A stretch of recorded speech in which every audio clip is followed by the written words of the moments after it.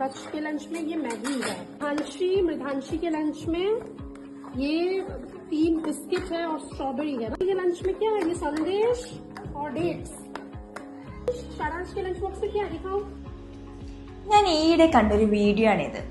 നിങ്ങളും നിങ്ങളുടെ കുട്ടികൾക്ക് ഇതുപോലുള്ള ഭക്ഷണങ്ങളാണോ സ്നാക്സിന് കൊടുക്കാറുള്ളത്? എന്നാൽ നിങ്ങൾ നിങ്ങളുടെ കുട്ടിയുടെ ബുദ്ധി വളർച്ചയും ശാരീരിക വളർച്ചയും നശിപ്പിച്ചു കൊണ്ടിരിക്കുകയാണ്. ഇതുപോലുള്ള bakery items, chips, Maggi, biscuits ഇതൊക്കെ കൊടുക്കുന്നതിലൂടെ കുട്ടിയുടെ എനർജി കുറയാനും ഇമ്മ്യൂണിറ്റി കുറയാനും ഉണർവില്ലായ്മ കൂടാനും കാരണമാകും. ഇതിനു പകരമായി ആപ്പിൾ, ഓറഞ്ച്, ബനാന അതുപോലുള്ള ഫ്രൂട്ട്സ്, ബോയിൽഡ് എഗ്സ്, നട്ട്സ് ഇതൊക്കെ കൊടുക്കാൻ ശ്രമിക്കുക.